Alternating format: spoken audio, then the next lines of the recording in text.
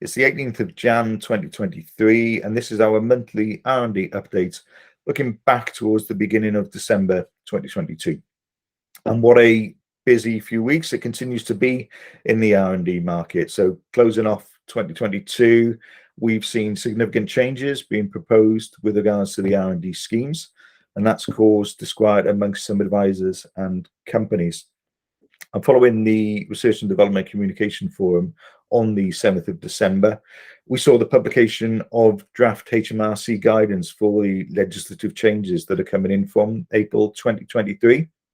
These are the changes around the widening of the scheme to include cloud computing and pure mathematics expenditure, the refocusing of the scheme towards UK-based activities, and it was good to see some additional guidance published around the exemptions for qualifying overseas activities, and also the requirements that will be coming in for additional reporting of information in connection with R&D claims and pre-notification for new claimants.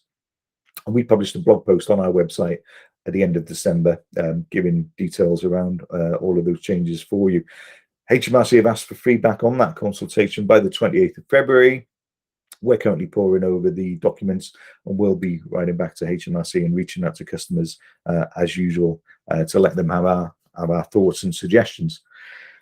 As I set out in our autumn statement webinar in November, the R&D scheme is going to see some dramatic changes from April 2023 in terms of the rates available for SME claimants, and we walked through the impact of those changes on claims during our autumn statement webinar. We'll be seeing an increase in the rate for RDEC, increasing from 13 to 20%, but still the impact on SMEs will be significant, and SMEs currently make up the bulk of R&D claimants.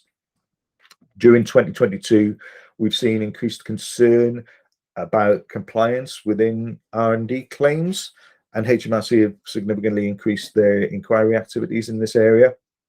And as somebody who spent 32 years working at HMRC, 20 of which were in corporate compliance, it's great to see that HMRC have now ramped up the resources that are able to target in this area. We hope that it's something that will lead to a driving up of quality across the market, but certainly claimants need to be aware that there's significantly more compliance activity taking place within the R&D market now than there has been historically. On the 11th of Jan, we saw the publication of HMRC's outcome report about raising standards in tax advice.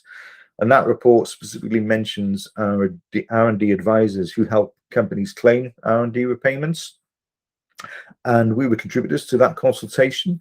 And we're pleased to see the direction of travel that HMRC are now setting out in their next steps. And part of those next steps includes the compilation of a new register of R&D repayment agents. And we hope that that will be the first real tangible step towards compliance within the market that affects R&D advisors, and hopefully lead to greater accountability and protection for R&D claimants in the longer term. Over the last 12 to 24 months, we've also seen an increase in advanced funding demand, and that's risen during the economic downturn. We also anticipate going forward an increase in interest in accessing innovation grants for R&D that qualifies under the RDEC scheme, and especially as the Chancellor set out in the autumn statements an allocation of 2.6 billion towards innovation funding, specifically for grants in the autumn statement up to the period 2025. Finally, last week we saw the consultation on the merger of the SME and the RDEC scheme is being published. And we were surprised, as indeed many others in the market were, at HMRC's aspiration and ambition to merge those schemes from April 2024, when you consider the bulk of changes and the size of impact of that change on the market. That seems very ambitious, particularly when we're seeing the scale of changes already coming in from April 2024. So obviously, again, we'll be reaching out to customers to get your input on that proposed merger. and we'll be responding to HMRC with our thoughts on that consultation by the deadline of the 13th of March 2023. So there you go. There's a lot going on in the R&D market, but that's all for now, and I'll see you again next month.